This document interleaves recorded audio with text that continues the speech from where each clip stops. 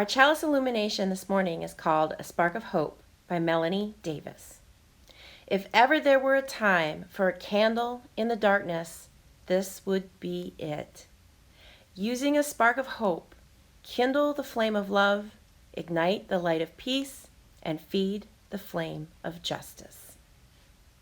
Welcome everyone to the weekly worship service of Buckman Bridge Unitarian Universalist Church, coming to wherever you are via our YouTube channel. Staying connected is just as important these days as staying physically apart, so we will continue to offer virtual worship until we can meet once again in person in our church sanctuary. In addition to worship, we are continuing our other opportunities for connection: classes, small group ministries, children's chapel, parent groups, and coffee conversations, all through the magic of the internet and Zoom. Check in regularly with the BBUUC website, calendar, Facebook page, and your email for more information on the ways we can keep our inner fires burning bright while we tend the flame from afar. If you are new to Unitarian Universalism, please be sure to come back and watch next week's service. You should watch last week's service too. While our messages of hope, love, compassion, and service are consistent, our services are as diverse as our theological background. We enjoy a wide array of sermons, philosophical queries, poems, readings, songs, and music in our services. I hope you will continue to join us online until we can be together in person again. We have an excellent guest speaker joining us today, the Reverend Christine Dance from the Unitarian Universalist Congregation of Phoenix. You may have heard her last sermon with us, I Can't Breathe, on June 7th. We are so happy to have Reverend Dance with us today. Reverend Dance will now lead us in a meditation. Good morning, my friends at Buckman Bridge. I'm so delighted to be with you again this morning.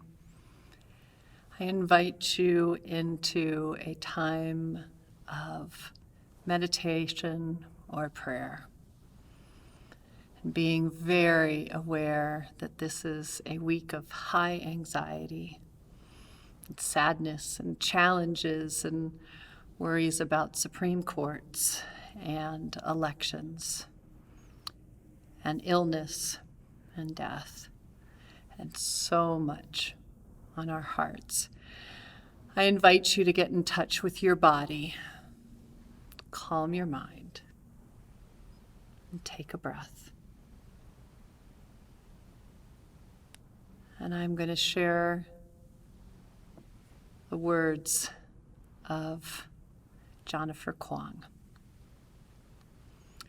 They say faith without works is dead. So I worked for equality next to my queer friends who wanted to get married. And I worked for religious freedom next to my Muslim friends who were accused of being terrorists. And I worked for racial justice next to my Black friends whose lives were affected by police brutality. Yet I didn't feel fully alive even after working myself to death, until I let my work become a spiritual practice, until I let go of my attachment to the outcome, until I stopped chasing after political issues one after another. I still believe faith without works is dead, but works without faith is just as lifeless. I invite you to take a few deep breaths with me as we breathe together and think about what our work with faith means.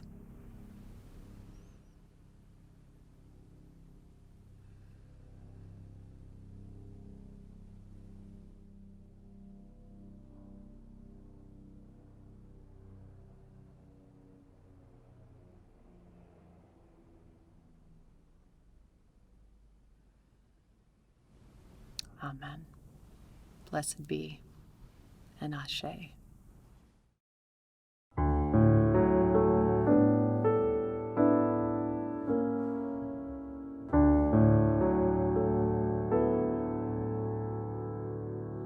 Good morning and welcome to the Wonder Box.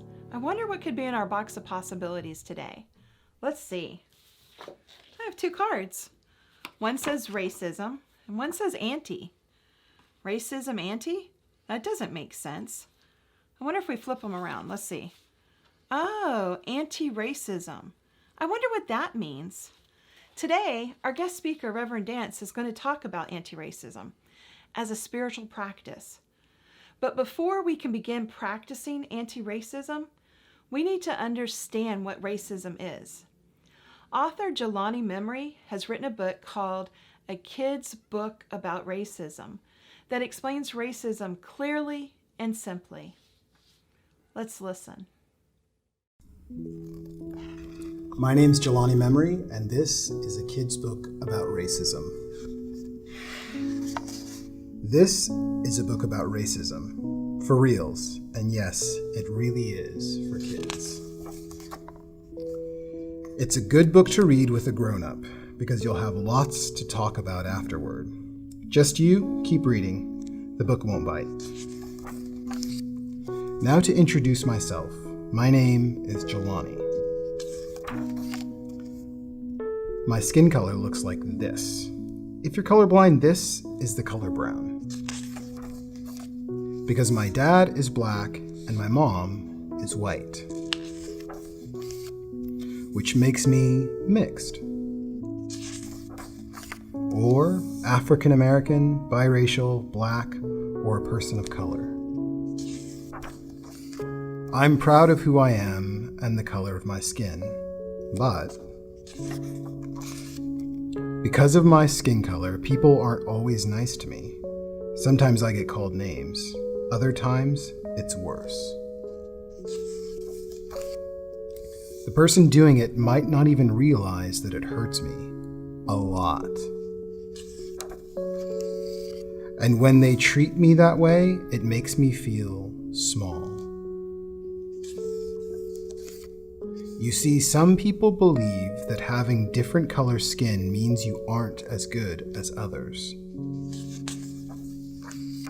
That's called racism. What is racism?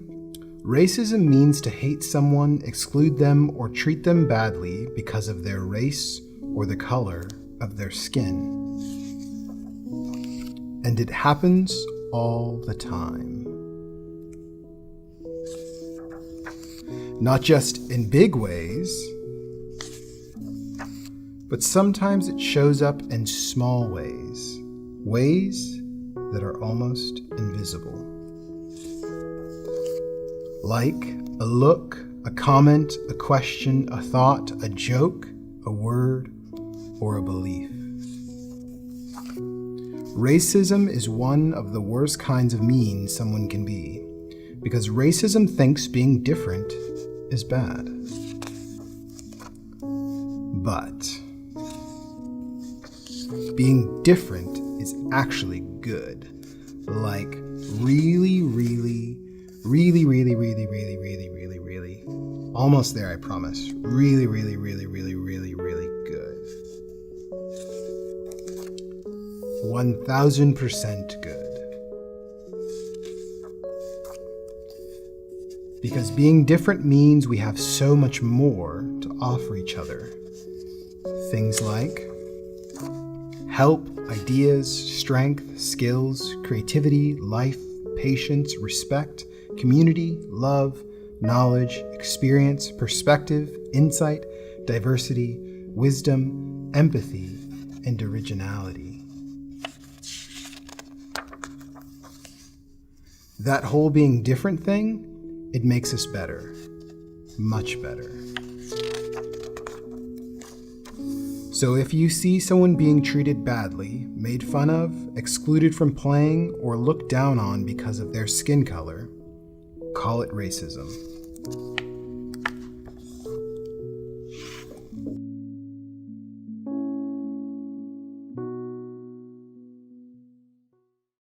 Wow. Mr. Memory wrote a simple yet powerful book. I wonder, the next time you hear or see someone treating others badly because of the color of their or your skin. If you will call it what it is, racism. And with this, our story is told. Until the next time. Ours is a welcoming community where we find connection. Ours is a spiritual community where we find meaning. Ours is a shared community where our joys are amplified and a caring community where our sorrows are lessened. We now take a moment to reflect on the joys and sorrows among us this week. We light a candle of healing for Jim W., who went home from the hospital last week after a procedure to place a carotid stent was successful. He is doing well and asks for your continued good thoughts and prayers. A candle of concern for Cora S., whose birth mother had a massive heart attack last Tuesday, with expectations for the worst by her doctors. We will also light a candle of joy because she pulled through the event with no brain damage and is no longer intubated. Cora expresses concern, knowing that she does have heart damage and will not be able to return to her past idea of a normal life. We light candles in celebration for this week's birthdays, beginning with Jody C. on November 1st, and Cora S. also has her special day on the 1st. Candles for another shared birthday on November 7th for Diane F. and Linda M. Happy birthday to all. A candle of congratulations for Judy and Peter O., who celebrate their wedding anniversary on November 4th. We light a candle of concern for Bonnie M.'s sister, Barbara, in Indianapolis, who has COVID-19. Barbara is a 68-year-old nurse and was exposed through her work. Please keep her in your prayers for a safe recovery. We light a final virtual candle for all the joys and sorrows that remain in our hearts, yet unspoken. Let us hold each other in our hearts when we cannot hold each other in our hands. Let us be filled with kindness, grace, empathy, and patience. Let us reach out from our solitude and remember that we are still connected and need connection, whether it's a call, card, email, or text. Your congregation is here for you should you need comfort or help. Our reading this morning is entitled White Privilege, Unpacking the Invisible Knapsack by Peggy McIntosh. This was written by a white woman in 1988. It is one of the earlier explorations of white privilege, and since then, the idea of whiteness or blackness has been disconnected from the ideas of gender as its own idea. But this was a really radical idea at the time, and I did choose a writing by a white woman instead of a woman of color because I am a white woman who is continuing to unpack what it means to be white, especially in a society that is dominantly white. Ms. McIntosh says, through work to bring materials from women's studies into the rest of the curriculum, I have often noticed men's unwillingness to grant that they are overprivileged, even though they may grant that women are disadvantaged. They may say that they will work to women's statues in society, the university, or the curriculum, but they can't or won't support the idea of lessening men's. Denials that amount to taboos surround the subject of advantages that men gain from women's disadvantages. These denials protect male privilege from being fully acknowledged, lessened, or ended. Thinking through unacknowledged male privilege as a phenomenon, I realized that since hierarchies in our society are interlocking, there was most likely a phenomenon of white privilege that was similarly denied and protected. As a white person, I realized I had been taught about racism as something that puts others at a disadvantage, but had been taught not to see one of its corollary aspects, white privilege, which puts me at an advantage. I think whites are carefully taught not to recognize white privilege, as males are taught not to recognize male privilege. So I have begun in an untutored way to ask what it is like to have white privilege. I have come to see white privilege as an invisible package of unearned assets that I can count on cashing in each day, but about which I was meant to remain oblivious. White privilege is like an invisible, weightless knapsack of special provisions, maps, passports, code books, visas, clothes, tools, and blank checks. Describing white privilege makes one newly accountable. As we in women's studies work to reveal male privilege and ask men to give up some of their power, so one who writes about having white privilege must ask, having described it, what will I do to lessen it or end it? After I realized the extent to which men work from a base of unacknowledged privilege, I understand that much of their oppressiveness was unconscious. Then I remembered the frequent charges from women of color that white women who they encounter, are oppressive.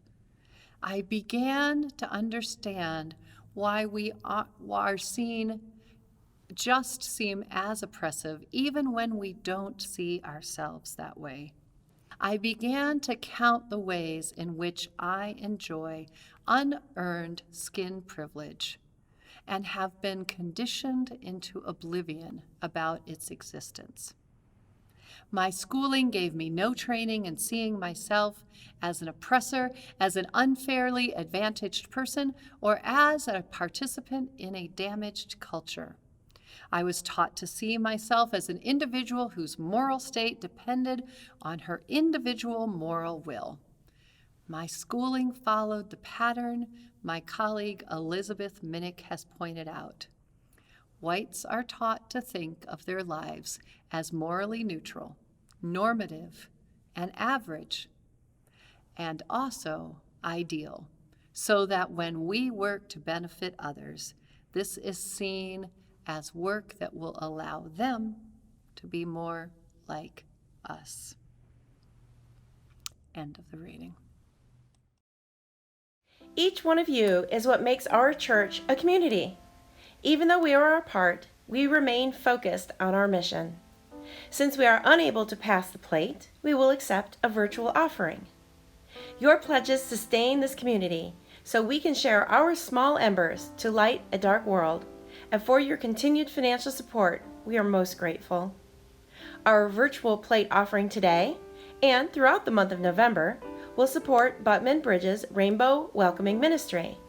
The Rainbow Welcoming Ministry encourages acceptance of, understanding of, and respect for LGBT plus identities. Another great way to support this ministry is the November 7th drive-through collection of food, hygiene items, and new or gently used winter clothing. This collection benefits the Northeast Florida AIDS Network and Jasmine. Check your journey for additional details.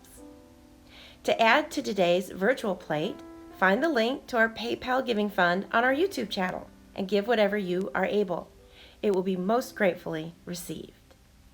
You can also visit our webpage, bbUUC.org, and click the donate link in the upper right-hand corner. The Reverend Christine Dance is proud to serve as the minister of the Unitarian Universalist Congregation of Phoenix, Arizona, where she is in her second year as their called minister. UUCP is a thriving congregation with 450 members and 200 kids, and like you, they desperately miss each other during this pandemic. Christine's ministry focuses on leading with love to build the community that we all want to live in, one centered in justice, equity, and compassion. Christine is a second career minister after having a 30-year career in marketing, innovation, product development, and communications before joining the ministry. Christine and her wife Karen have 2 grown sons and are herded around their house daily by their 4 cats and 2 dogs. Welcome back to Bacmeister Bridge, Reverend Dance. The pulpit is yours. So I want to tell you all a story my second sermon with my brand new congregation when I was their new minister here at the Unitarian Universalist Congregation of Phoenix. There was a lot of wondering what to expect. They were wondering what to expect from me as their new minister. I was wondering what to expect from them as a new congregation. It was almost like that Married at First Sight TV show, if any of you have seen that. It's like we had already gotten married, but then we were trying to get to know each other. So they actually were able to make some pretty strong judgments about what to expect from me, that my second sermon with them was all about race. I am passionate about social justice and particularly about race issues, and they have heard it from me in a lot of different ways. I love to preach about race, but it can be hard to preach about it without being, preachy. And there is a unique challenge of preaching on race as a white person. My wife, Karen, got a DNA kit for Christmas a couple of years ago. When she got it back, it confirmed what she pretty much knew, that she is white, coming from mostly Germany, which does explain a certain level of stubbornness, I might say, although I love that stubbornness dearly. Now, I haven't taken a DNA test, but it doesn't really matter. I also know that I am very white. My parents were white, my neighborhood was white, my schools were almost completely white, and most of my social group has been white. Honestly, it would probably be better if this sermon were coming from a person of color. And I want to say, if there are any people of color in your congregation today, that I hope that you get something from this, but I also want to acknowledge that you are watching a white woman talk to what I'm presuming to be a majority white congregation about our challenges with race. You heard in the reading from Peggy McIntosh, the writer who first coined that term, white privilege. She tells a story about fish to get us to consider how we think about our whiteness. So there was a wise old fish that was swimming through the water, and as he swam along, he encountered two young fish swimming by, and he turned to them and asked, "How is the water?" And the young fish replied, "What water?" So whiteness can often be like that. I don't see my white privilege because I have only ever swam in the water of whiteness. I don't see how it is built into our systems of conversation, systems of government and decision-making, of who gets access to anything, from benefits to education opportunities, to healthcare support, to police support, and the justice system.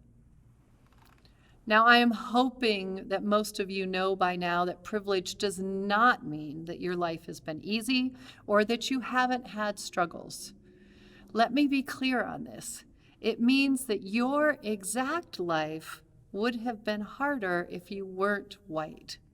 Now, I don't want to discount anyone's trials or tribulations or my own, but I know that the color of my skin is not one of them.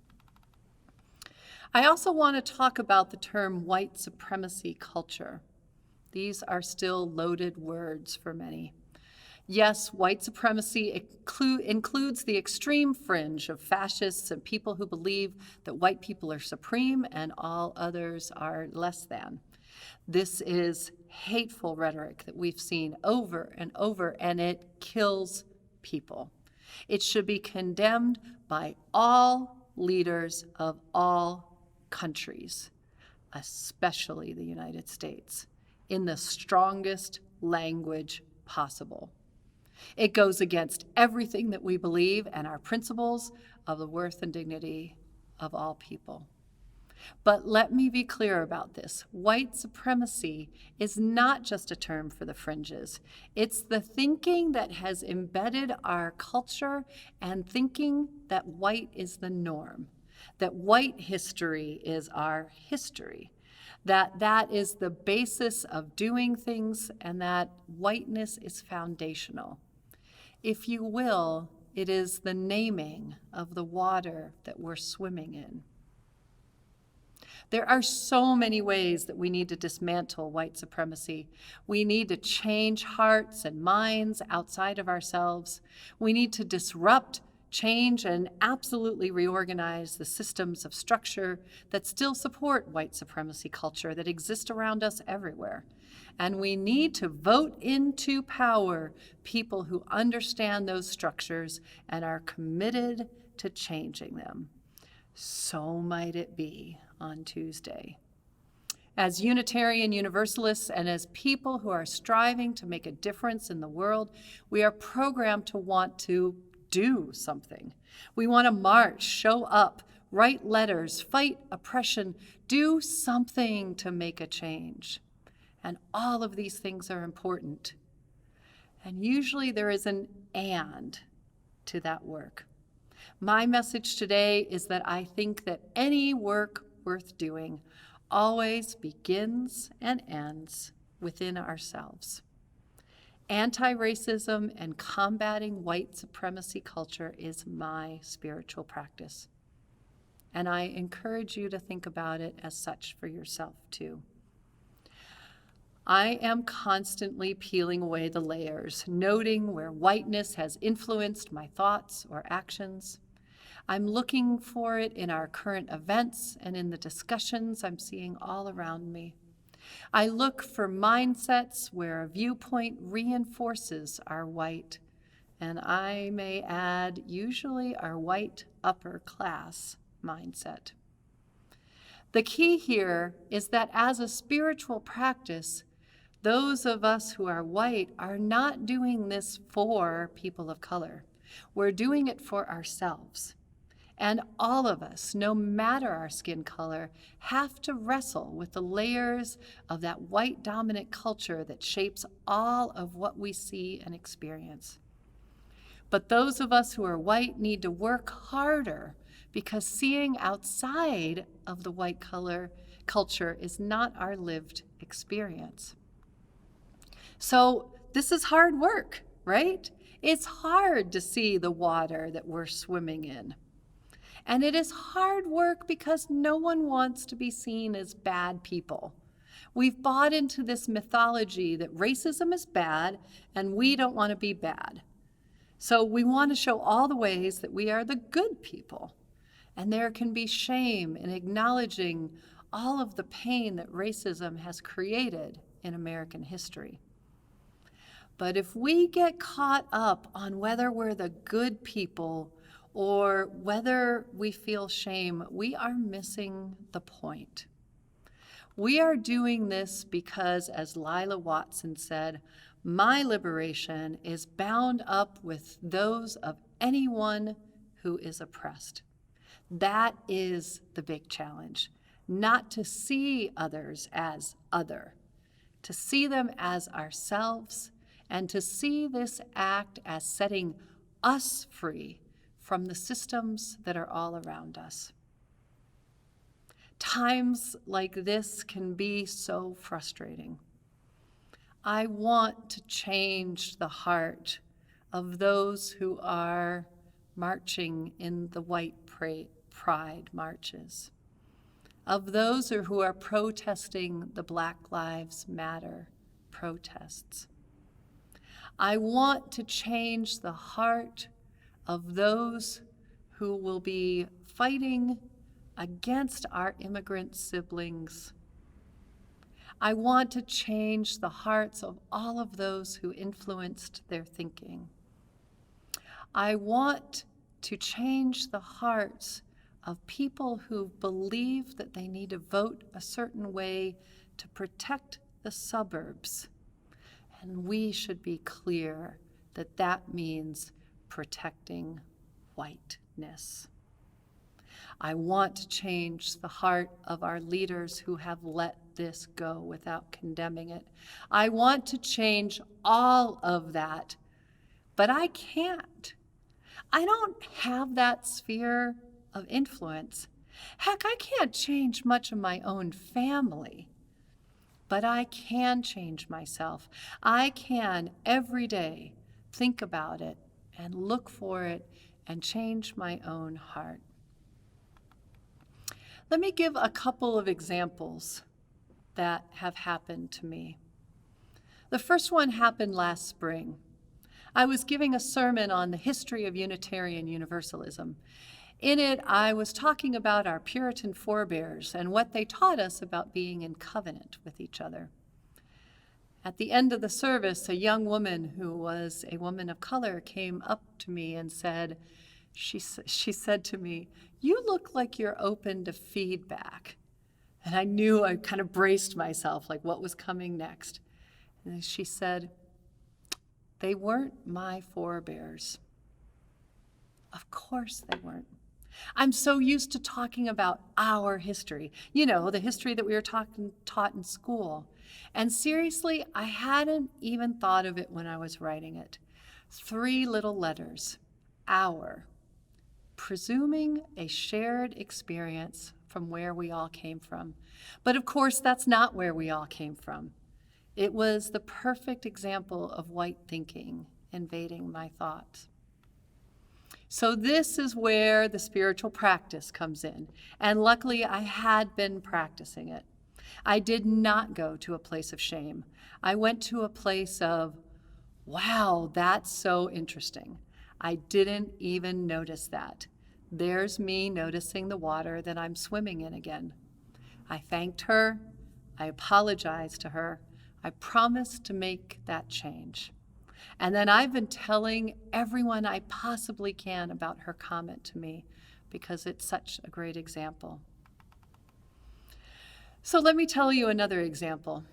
In one of the congregations I served, we had a protester. He handed out flyers to our neighbors that we were going to make them kill their livestock. He was protesting and taking on our efforts for ethical eating. He set up at the entrance of the church, not on the property, at the curb, which was common property, and yelled to our members as they came and went. And he even had a meat lover's pizza delivered to our vegan potluck. Clever, but chilling, right? So after enough members became concerned, the board decided to hire an off-duty police officer for their next event.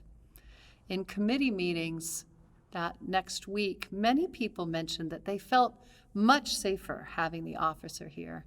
And many commented that the Jewish temple down the street paid $150 a week to have an off-duty police officer there after the killings in Pittsburgh. There was talk as to how we might look to do the same.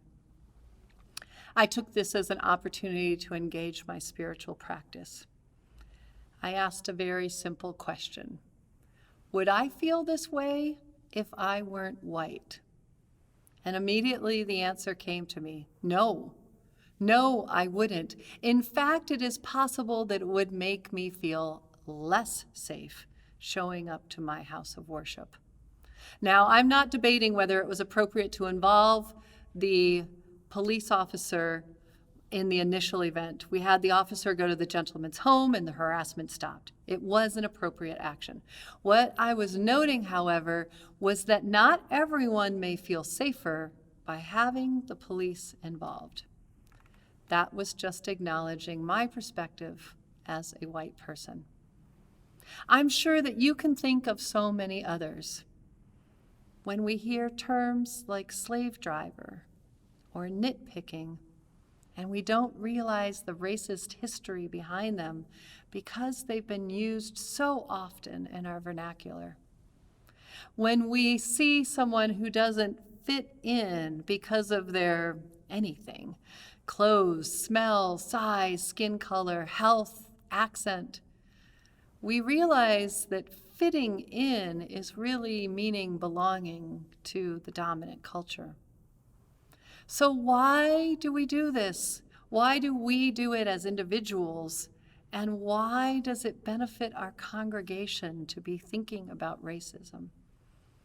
Believe it or not, the goal of me doing it and talking to you is not to make your congregation more diverse.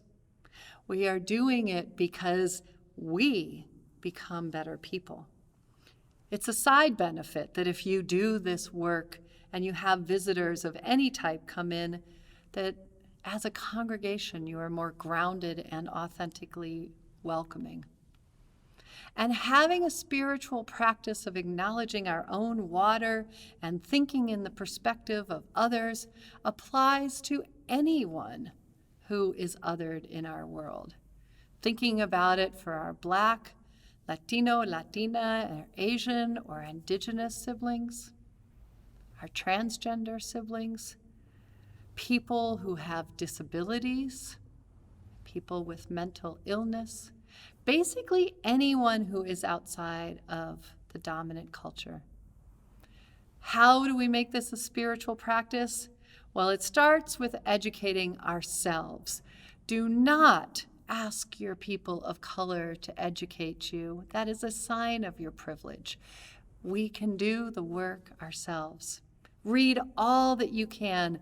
Understand the history of race in this culture and how it has become a construct in our society. You can support media that promotes Black voices. There's podcasts, musicians, authors.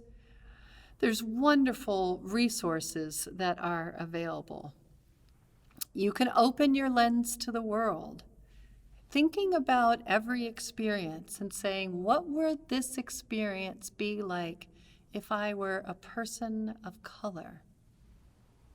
You can nurture your diverse friendships. This is not to make yourself appear to be more open or liberal, but actually because it makes you a truly better person. You can learn and expand your thinking. You can be aware.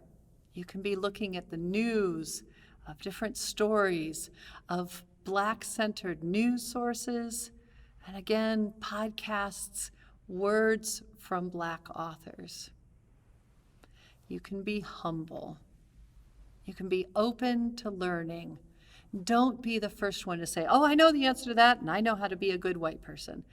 How can we sit back and be humble about what we need to learn? And we can constantly acknowledge and remind ourselves of our whiteness and the culture that is whiteness around us.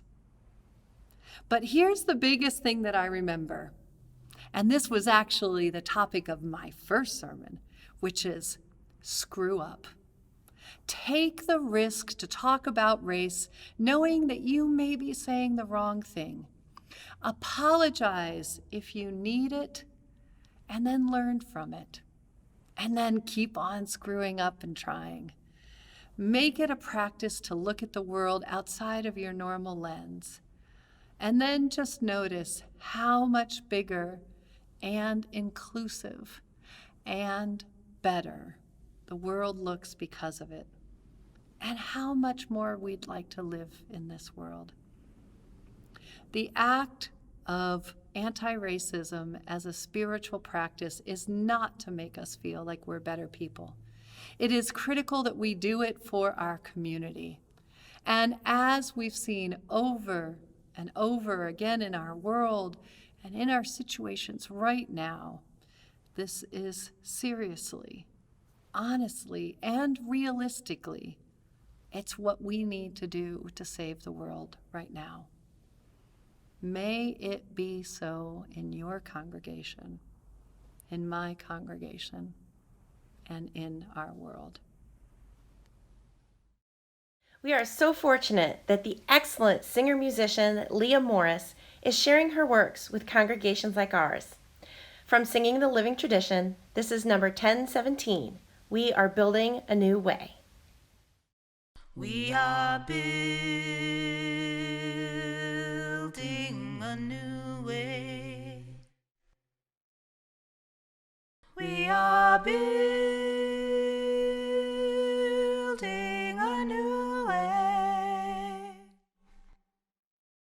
We are building a new way, growing stronger every day. We are building a new way. We are working to be free. We are working to be free. We are working to be free of hate and greed and tyranny. We are working to be free. Peace and freedom is our cry. Peace and freedom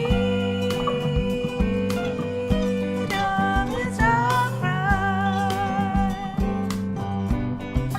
Peace and freedom is our prize. Without these, 'cause our world will die. Peace and freedom is our cry.